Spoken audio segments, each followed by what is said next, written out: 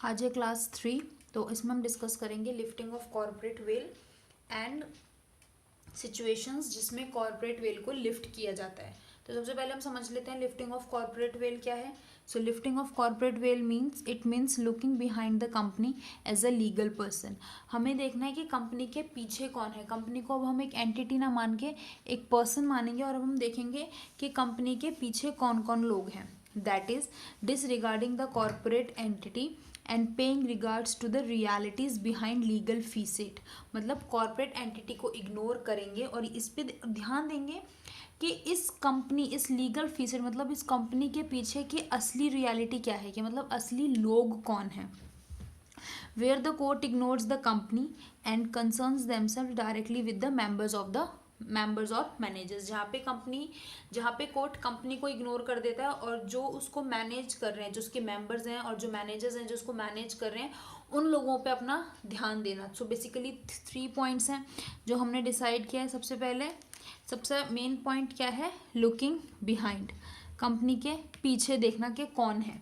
उसके बाद डिसरिगार्ड करना कॉर्पोरेट एंटिटी को और रिगार्ड करना रियलिटीज़ के उसके पीछे असली में लोग हैं कौन। और जहाँ पे इग्नोर करना क्या, कंपनी को, और कंसर्न करना मेंबर्स और मैनेजर्स से। ठीक है, तो ये है लिफ्टिंग ऑफ कॉर्पोरेट वेल। उसके बाद हम आते हैं सिचुएशंस। कौन सी ऐसी सिचुएशंस हैं जहाँ पे ये देखा जाएगा कि हमें कॉर्पोरेट वेल लिफ्ट करनी है। और सिचुएशंस कब आएंगी, जहाँ पे क्वेश्चन ऑफ कंट्रोल इन्वॉल्व हो गया, कंट्रोल्स जो है वो गलत हाथों में आ गए हैं। तो भाई कंपनी को कंट्रोल तो मेंबर्स और मैनेजर्स ही करते हैं, और इसलिए जहाँ पे कंट्रोल की सवाल उठता है वहाँ पे हम कॉर्पोरेट वेल को लिफ्ट कर देते हैं। हालांकि क्वेश्चन ऑफ ऑनरशिप भी एक मैटर है, बट मेन कंसर्न क्या है कि कंट्रोल कहाँ पे है, कंट्रोल कौन मैनेज कर रहा है, कंपनी को कंट्रोल कौन कर रहा है। जब यहाँ मुद्दा आ जाता है उठ के, तो हम लोग किस पे ध्यान देते हैं, लिफ्टिंग ऑफ कॉर्पोरेट वेल। तो सिचुएशंस कौन सी, जहाँ पे क्वेश्चन ऑफ कंट्रोल्स इन्वॉल्व हो। ठीक है, उसके बाद सबसे पहला पॉइंट है, बेसिकली 5 सिचुएशंस हैं। पहली सिचुएशन है to determine the character of the company, company का करेक्टर डिटरमाइन करने के लिए कि कंपनी हमारी एनिमी है या हमारी फ्रेंड है। अब ऐसा क्यों कहा, it is true that unlike a natural person a company does not have a mind और कंसाइंस। ये ट्रू है कि कंपनी एक नेचुरल पर्सन तो नहीं है, तो इसलिए कंपनी का खुद का माइंड तो हो नहीं सकता और ना ही खुद की कॉमन सेंस हो सकती है। इसलिए a company can not be a friend और अ फो, इसलिए ना ही कंपनी कोई फ्रेंड हो सकती है और ना ही फो हो सकती है, ना ही फ्रेंड हो सकती है ना ही दुश्मन हो सकती है। It may however be characterized as an enemy company if its affairs are under the control of people of enemy country। लेकिन still हम इसको अपनी एनिमी मान सकते हैं, हम स्टिल इसको अपनी एनिमी बोल सकते हैं अगर उसके कंट्रोल्स जो हैं, इसके जो अफेयर्स हैं, उसकी मैनेजमेंट है, वो कौन कंट्रोल कर रहा है, वो लोग कर रहे हैं जो कि एक एनिमी कंट्री से बिलोंग करते हैं। ठीक है, for this purpose the control may examine the character of the person who really control the affairs of the company. So court ये एग्जामिन कर सकती है उन लोगों के कैरेक्टर्स को जो रियलिटी में कंपनी के कंट्रोल्स को मैनेज कर रहे हैं। सो बेसिकली 3 पॉइंट्स मैंने यहाँ पे डिस्कस करें। Number 1, that it is true that unlike a natural person a company can does not have a mind और कंसाइज दो therefore it can not be a friend. ठीक है, क्योंकि कंपनी एक नेचुरल पर्सन नहीं तो उसका खुद कोई दिमाग नहीं होगा और इसलिए ना ही वो फ्रेंड हो सकती है और ना ही वो दुश्मन हो सकती है। It may however be characterised as an enemy company if its affair are under the control of people of an enemy country. अगर उसके मैनेजमेंट्स को कौन कंट्रोल कर रहा है, वो लोग जो कि एक एनिमी कंट्री से बिलोंग करते हैं। सो इस पर्पज के लिए, so for this purpose the court may examine the character of the persons who really controls the affairs of the company. इसलिए for determining the controls of the person, के कौन person इसको control कर रहे हैं,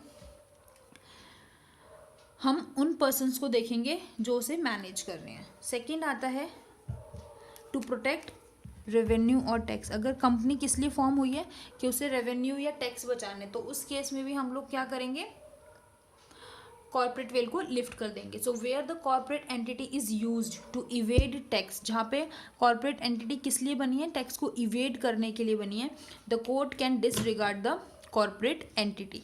तो कंपनी किसको disregard कर सकता है? कॉर्पोरेट एंटिटी को डिसरिगार्ड कर सकता है। और किस पे ध्यान दे सकता है? उन लोगों पे जो उस कंपनी को मैनेज कर रहे हैं। थर्ड आता है टू अवॉइड लीगल ऑब्लिगेशन।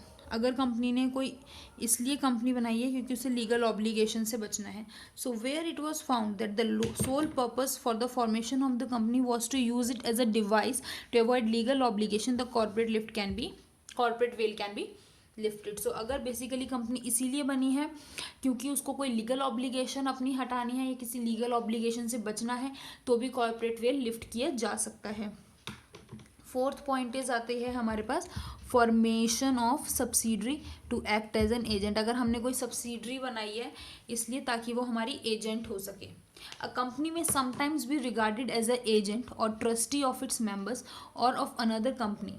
एक कंपनी को कभी कभी हम दूसरी कंपनी का एजेंट या किसी मेंबर का ट्रस्टी भी बता सकते हैं, किसी दूसरी कंपनी का एजेंट भी बता सकते हैं। और इस केस में देयरफॉर में लॉस्ट इट्स इंडिविजुअलिटी, और इसीलिए वो कंपनी अपनी इंडिविजुअलिटी खो देती है।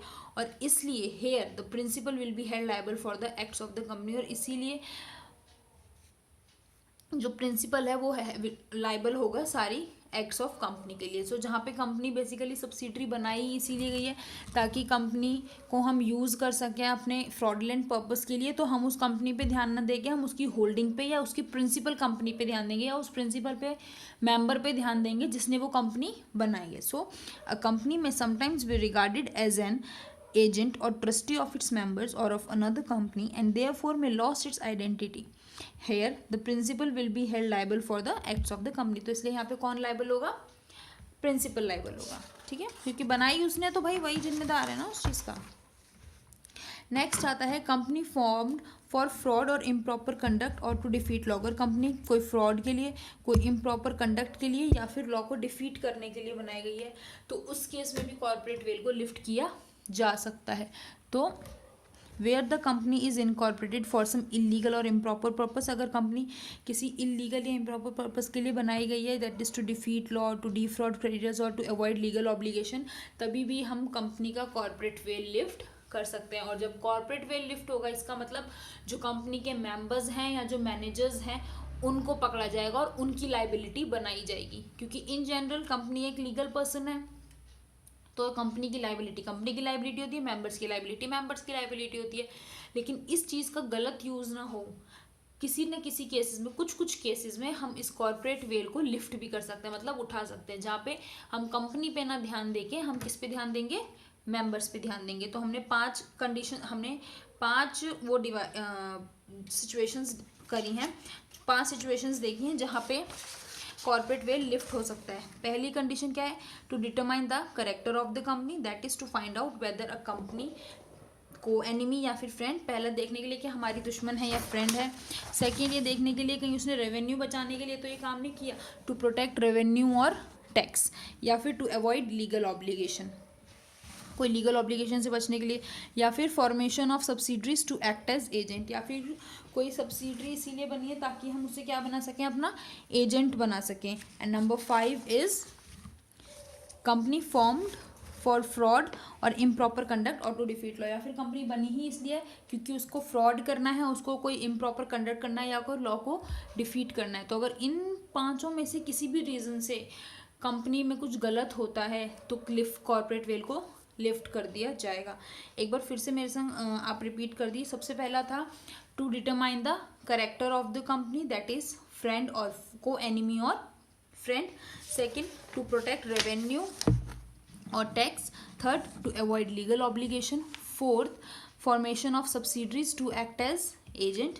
And number 5, company formed for fraud और इम्प्रॉपर कंडक्ट और टू डिफीट लॉ।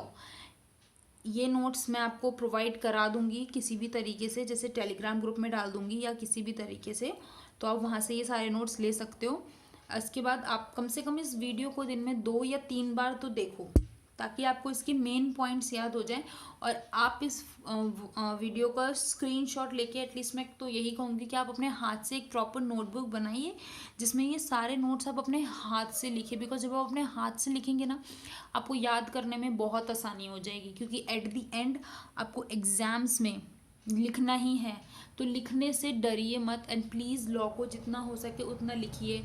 इसलिए मैं भी ये हैंड राइटिंग वाला कॉन्सेप्ट लेके आई हूँ ताकि आप लोग भी मेरे साथ साथ लिखो। तो प्लीज़ लिख के जितना हो सके उतना करिए, और लॉ को भी उतनी ही इंपॉर्टेंस दिए, कम से कम कुछ और भी नहीं तो इसको सुन के ही अगर आप 3-4 बार सुन ही लेते हैं तो आपको एटलीस्ट मेन हाईलाइट्स पॉइंट्स याद हो जाएंगे। और अंदर का कंटेंट भी मैंने इतनी ईजी लैंग्वेज में लिखने की कोशिश की है कि अंदर का कंटेंट भी आपको आराम से याद हो जाएगा। सो आज के लिए इतना ही, मिलते हैं अगली क्लास में। और एक बात कि गाइस कुछ ना कुछ तो ज़रूर करो, जैसे कि लॉ, आप, मुझे पता है कि लॉ काफ़ी सारे बच्चे डेली बेसिस पे नहीं करते हैं, तो एटलीस्ट आप 1 पेज पढ़ लो, 2 पेज पढ़ लो, कोई वीडियो देख लो, ताकि आप उसके टच में रहो, ताकि उससे दूर ना हो। अदरवाइज़ लॉ आपको लास्ट में बहुत परेशान करेगी। तो उस बात का ज़रूर ध्यान रखना। मिलते हैं अगली वीडियो में। Till then bye bye.